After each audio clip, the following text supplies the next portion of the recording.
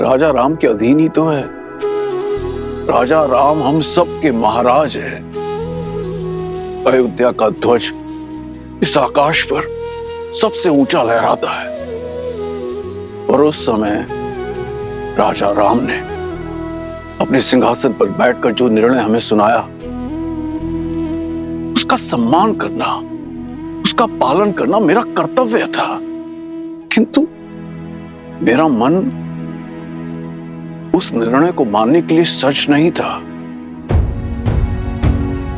और तभी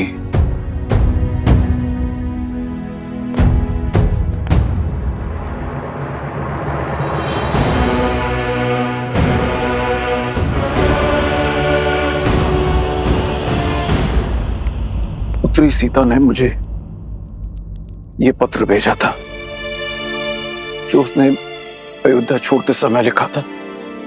इसमें उसने मुझे उसे ढूंढने से मना किया था। यह भी लिखा है कि यह निर्णय उसका अपना है और मैं अपने राजा श्री राम राज्य की कल्पना के विरुद्ध ना जाऊं।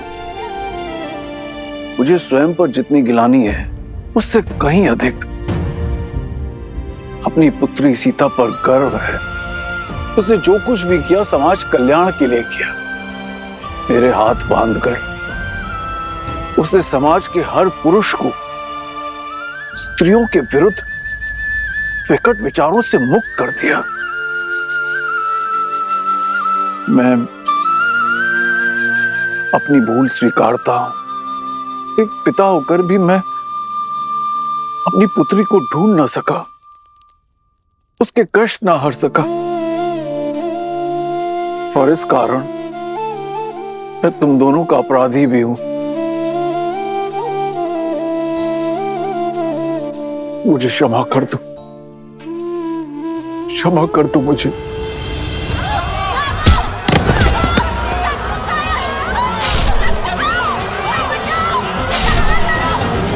क्षमा कर दो मुझे। नहीं महाराज, आप हमसे क्षमा मत मांगिए। आप हमसे बड़े हैं।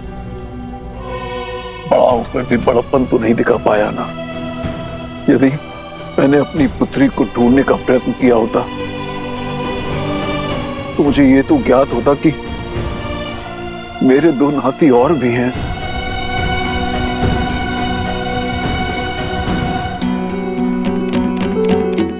यदि हमारी बातों ने आपका हृदय आहत किया तो हमें क्षमा कर दीजिए।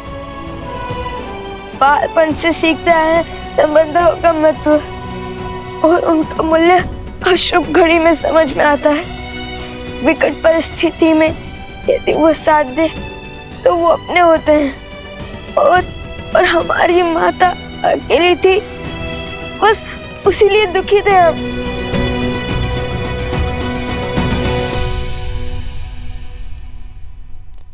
आंसू पोछिए नानाश्री।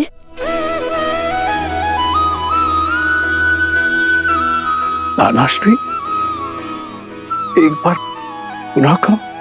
अपने आंसू पोछिए। अपने आंसू पोछिए नानाश्री।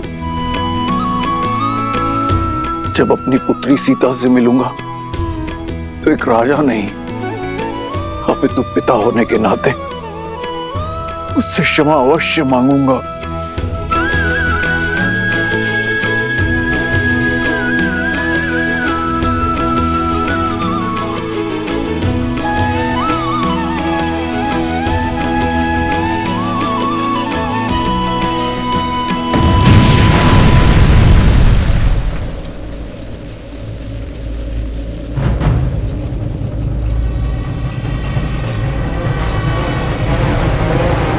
कहाँ है राम और सीता के पुत्र?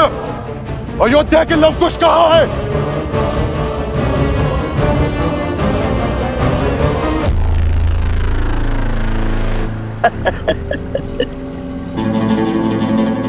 कहने को श्री राम की परछाई, श्री राम,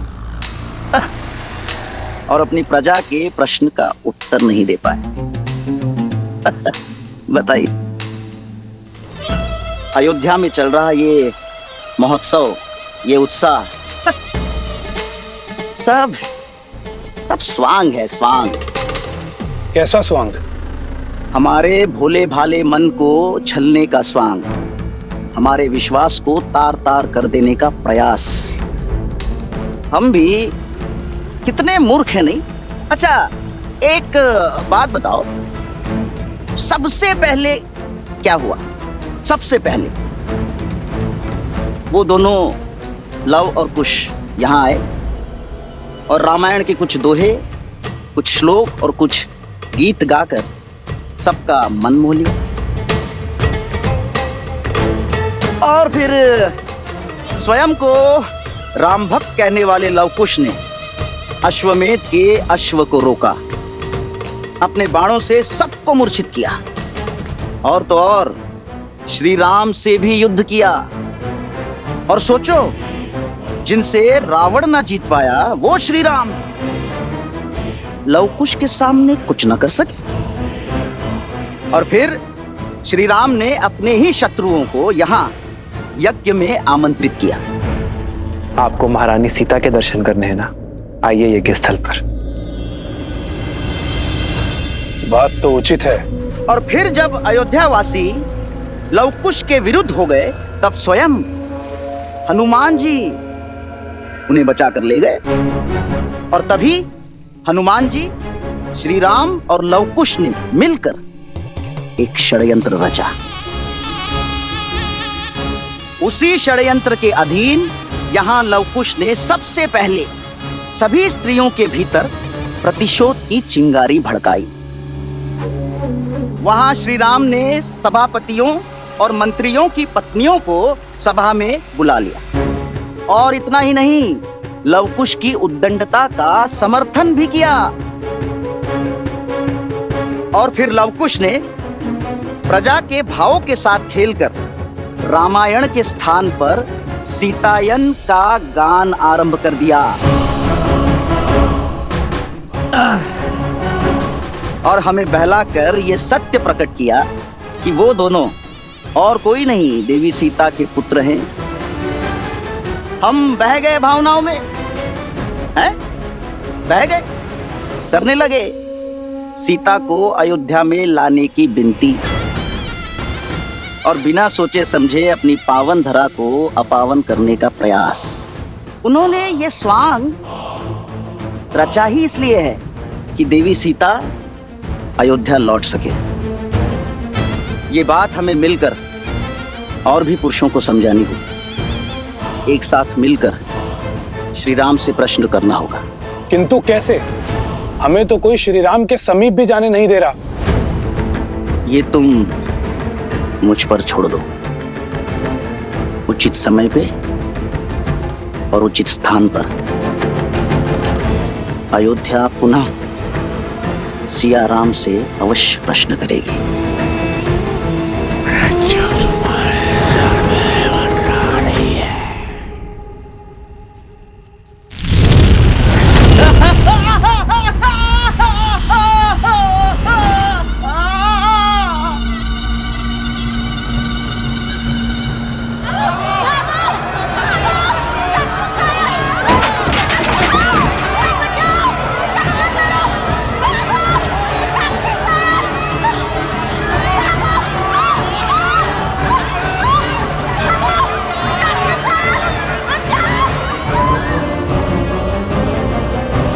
अयोध्या के लवकुश बाहर आओ।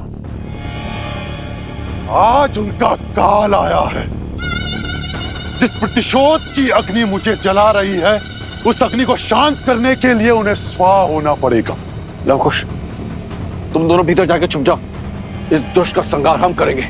सेनापति!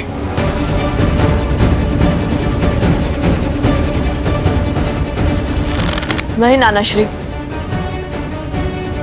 रघुकुल का नियम है कि जिसे ललकार मिले वही प्रहार का उत्तर देता है, और ये हमें पुकार रहा है। तो इसका भी सामना हम ही करेंगे। नहीं, मेरी सीता तो मुझसे दूर हो गई, पर उसके अंशों को दूर नहीं होने दूंगी। नहीं।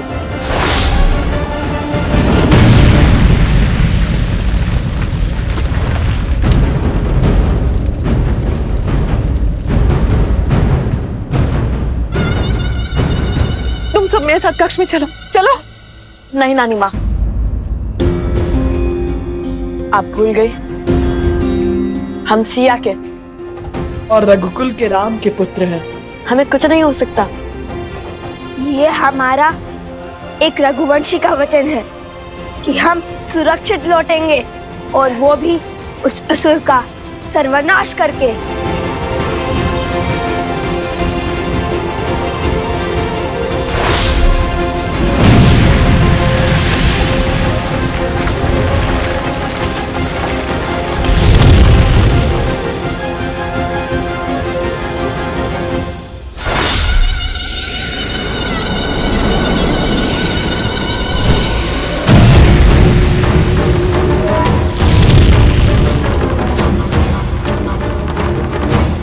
कहाँ छुप कर बैठे हो लोग? कुछ बाहर आओ, पिंगलाश तुम्हें चुनौती दे रहा है।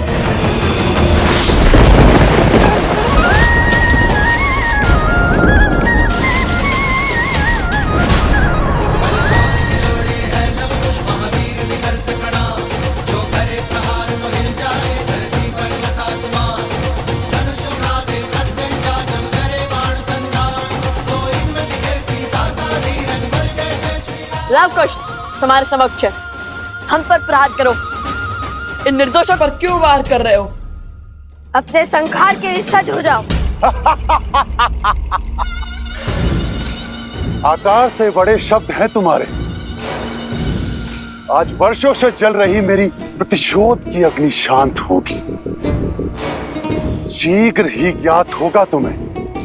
आक्रमण!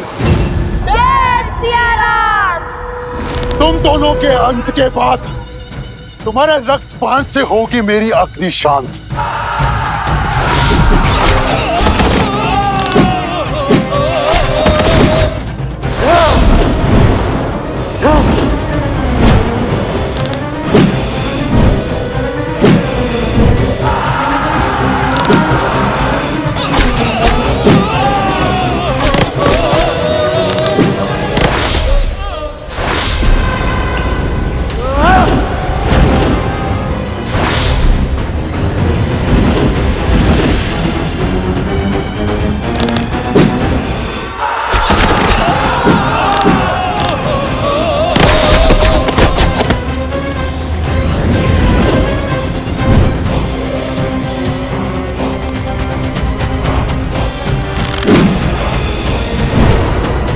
ये प्रतिशोध की कैसी अग्नि है पिंगलाक्ष, जिसमें तुम अपने ही लोगों को बलि चढ़ाए जा रहे हो?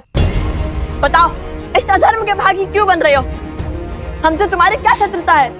इससे पहले कि ये अग्नि तुम्हें ही भस्म कर दे, सब कुछ छोड़कर प्रभु श्री राम के शरण में आ जाओ पिंगलाक्ष। बस! सेना हर ओर से आक्रमण करो, आगे बढ़ो।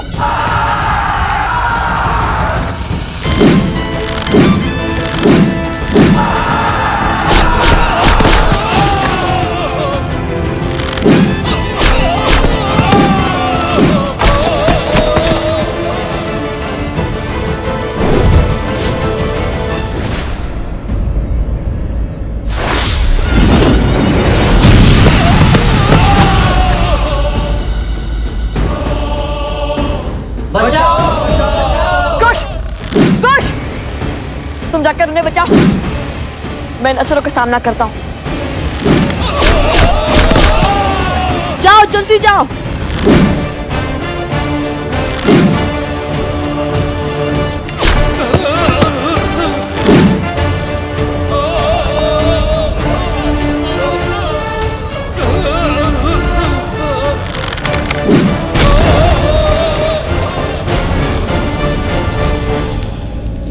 बाहर आओ, सब लोग बाहर आइए, इस ओर चलिए। शीघ्र कीजिए सैनिकों, शीघ्र कीजिए। जब दो हिरण को एक साथ अखेट करना कठिन होता है, तो उन्हें एक दूसरे से दूर कर अकेला करना ही उचित होता है। शीघ्र कीजिए, सब सुरक्षित तो है ना? जाइए जाइए।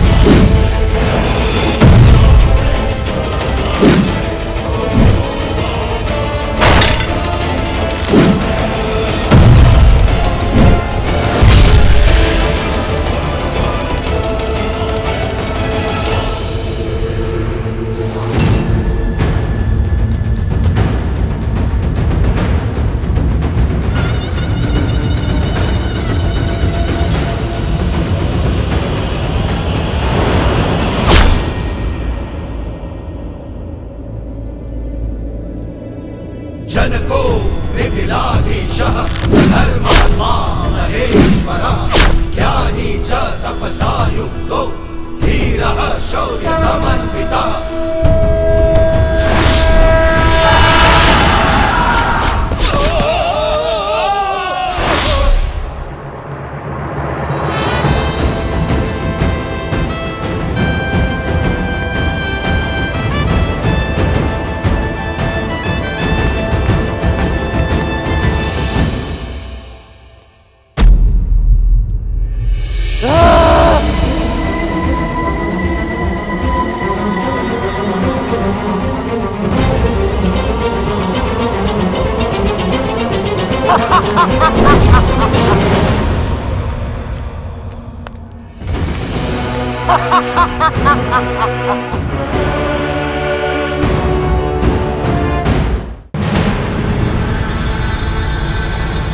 आगे बढ़। सावधान असुर।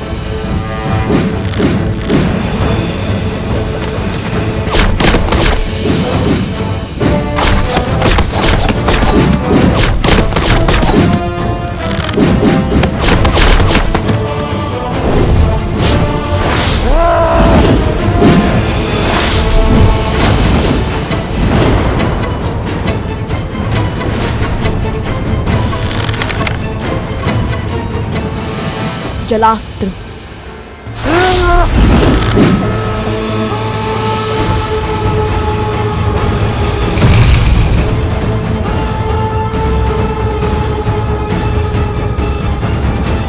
जलास्त्र। जलास्त्र।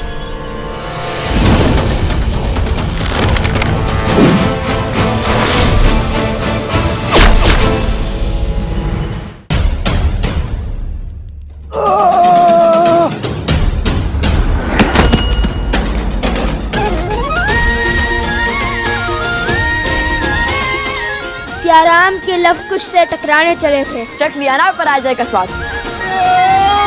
चलो भागो यहाँ से।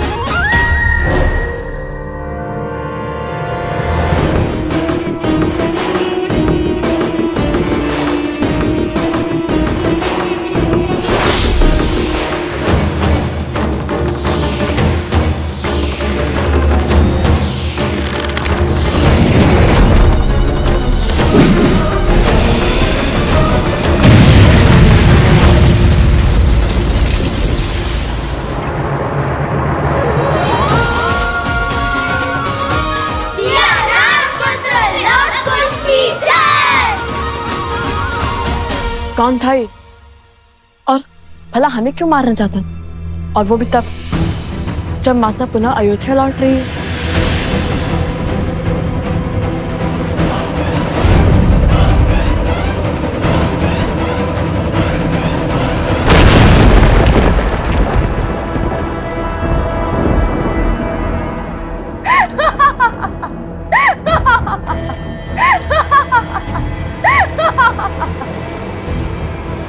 मेरा सेवक तुम्हारा अंत नहीं कर पाया तो क्या हुआ?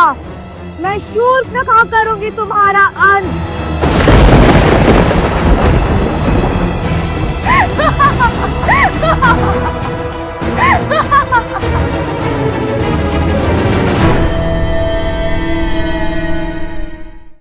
मेरा सेवक तुम्हारा अंत नहीं कर पाया तो क्या हुआ? मैं शूर्पणखा करूंगी तुम्हारा संहार।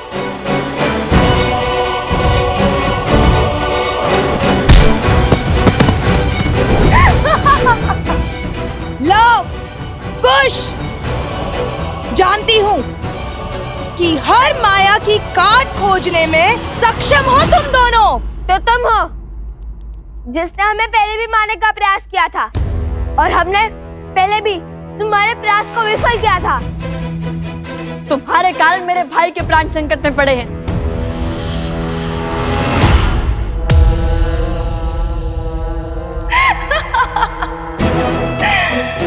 उस समय तो केवल प्राण संकट में पड़े थे, परंतु आज तो पखेरु हो जाएंगे, तुम्हारे भी और तुम्हारे भाई के भी।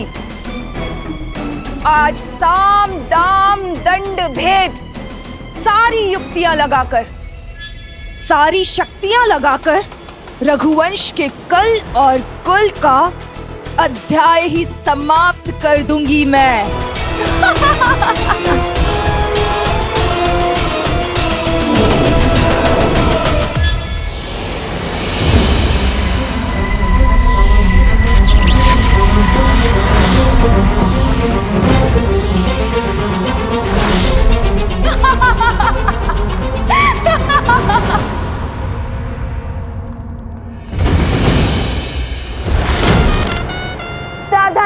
नखा, स्त्री पर वार करना रघुकुल की मर्यादा का संघार है। रोक दो ये दुस्साहस, अन्यथा कहीं हमें भी काका श्री लक्ष्मण की भांति उनके पद चिन्हों पर न चलना पड़ जाए। उदंडी बालक,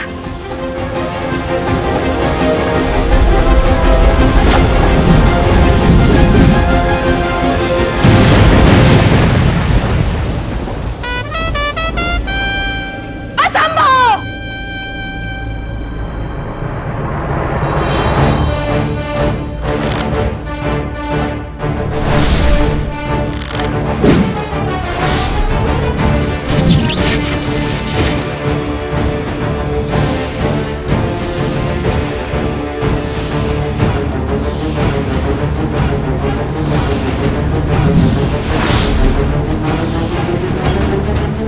तुम्हारे हर मायाजाल का अंत हुआ शूर्पणखा। अब तुम कोई खेल नहीं खेल सकती, कोई स्वाद नहीं रच सकती।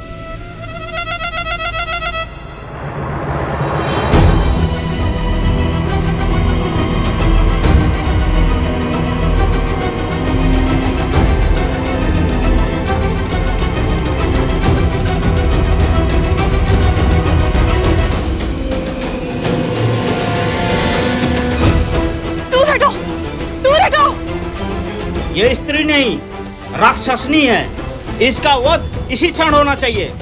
मारो इसे। अरे सिया राम के वियोग का कारण भी तो यही है, मारो इसे।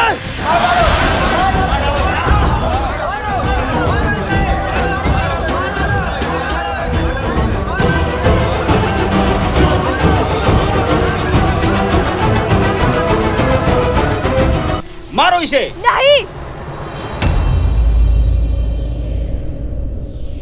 माना कि एक राक्षसी है, किंतु है तो एक स्त्री ही ना, एक माता ही ना।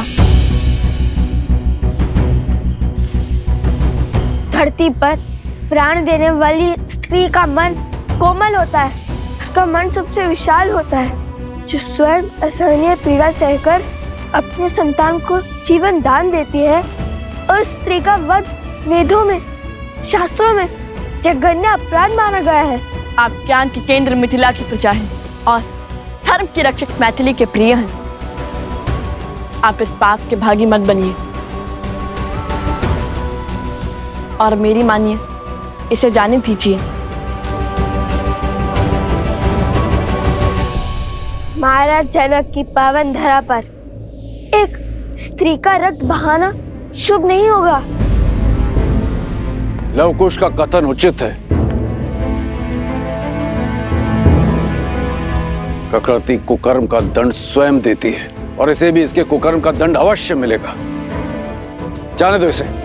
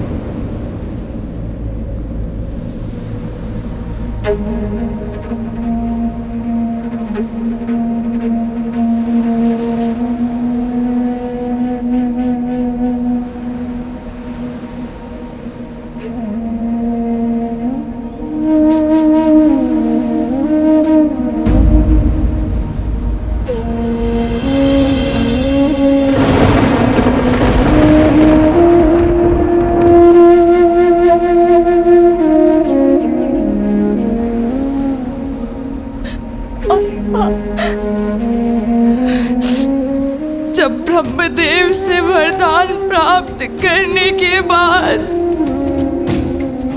इस भूमि पर आपने अपने पांव रखे थे और आपने अपना दिग्विजय आरंभ किया था।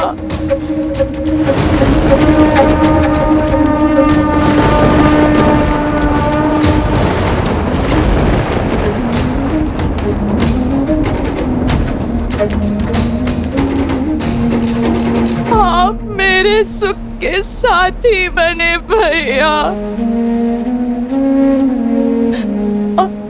और मैं आपके काल का कारण बन गई भैया, कारण बन गई। मेरी एक इच्छा की वजह से सब कुछ तबाह हो गया। मैंने अथक प्रयास किए, परंतु मैं जीत नहीं पाई। सत्य कहा था सीता ने कि राम और सीता को पृथक करना असंभव है, और जिसने भी चेष्टा की वो काल का ग्रास बन गया भैया।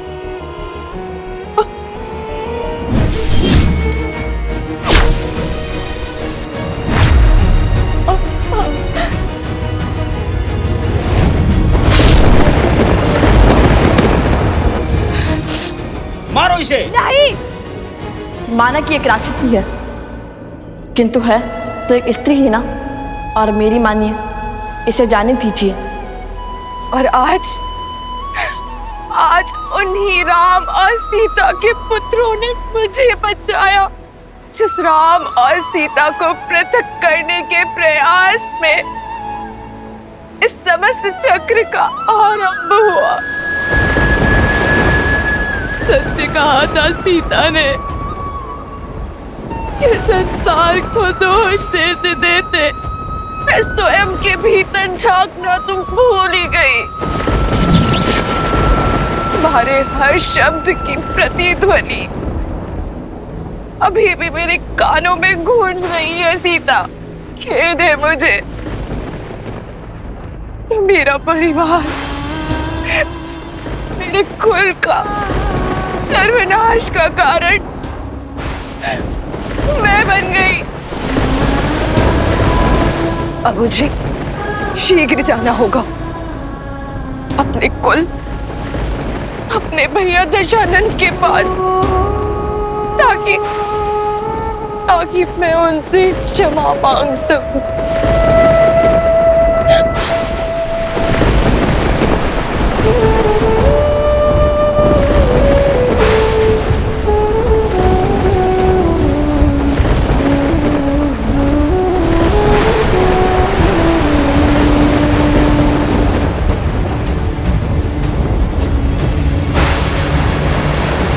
जय श्री राम। भज मन राम नाम सुखदाई, भज मन राम नाम सुखदाई।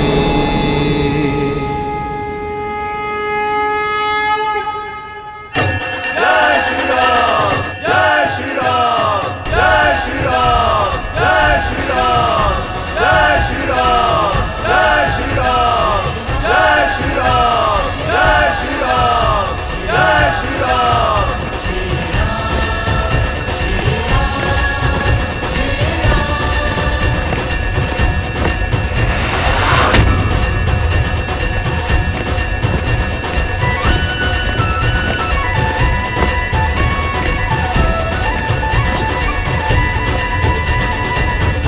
अब तो देवी सीता के लिए महारानी के राजवस्त्र और मुकुट भी जा रहा है।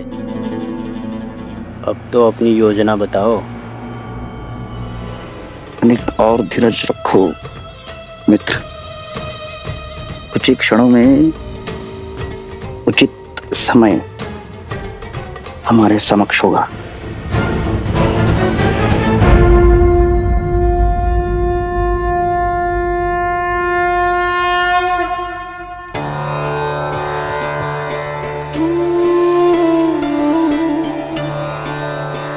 सीता,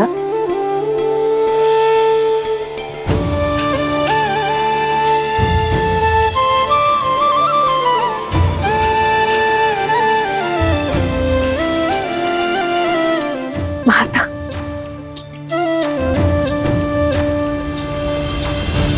सौभाग्यवती भाव।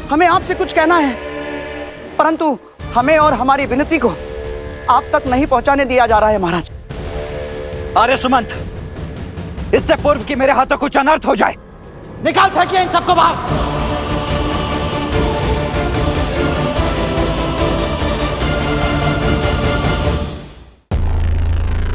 दोस्त, चलो बाहर निकलो। महाराज। लक्ष्मण, ये सब क्या हो रहा है? अयोध्या की प्रजा से ऐसा व्यवहार रघुकुल में ना कभी हुआ है और ना ही कभी होगा। हाँ हाँ महाराज, पूछे इनसे। प्रभु राम को ईश्वर की भांति पूजने वाली उनकी प्रजा को अपने राजा से क्या एक प्रश्न पूछने का अधिकार नहीं है महाराज? क्या हम उनके समक्ष अपने मन की बात कहने के योग्य भी नहीं है महाराज? क्या यही है अयोध्या का न्याय, मर्यादा पुरुषोत्तम की मर्यादा? दोस्त लक्ष्मण, क्षमा करें राजनुज, मेरे प्राण मत हर लेना बस आप। क्षमा करे राजनुज। अब मुझे तो यहाँ आना ही नहीं चाहिए था, मुझसे भूल हो गई। मुझे तो तभी समझ जाना चाहिए था जब आपके सैनिकों ने मुझे धक्के मारकर बाहर खदेड़ दिया था महाराज। अब क्षमा करें, परंतु आप चिंतित ना हो, मैं अब बाहर जाने के लिए सज्ज हूं महाराज। लक्ष्मण, ये हो क्या रहा है? रामराज्य की जो कल्पना मैंने की है उसमें हर व्यक्ति को अपनी बात रखने का, अपना मत रखने का अधिकार है।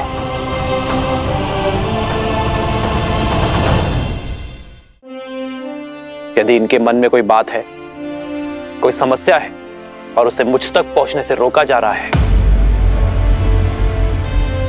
तो ये राम और रामराज्य दोनों की हार है। उत्तर दो लक्ष्मण, मेरी प्रजा को मुझ तक आने से रोकने का अधिकार किसने दिया तुम्हें? कौन होते हो तुम? राजा और राज्य के मध्य के सेतु को तोड़ने वाले।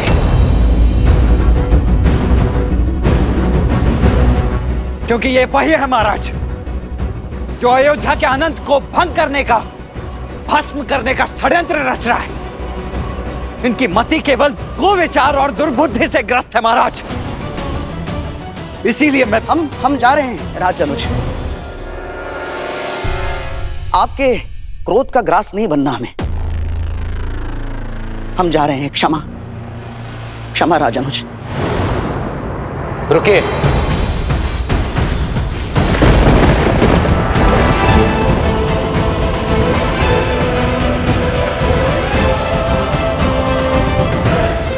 भयभीत होने की आवश्यकता नहीं है, जो कहना चाहते हो कहो। हम तो केवल इतना चाहते हैं महाराज कि देवी सीता पुनः एक बार अग्नि परीक्षा दें।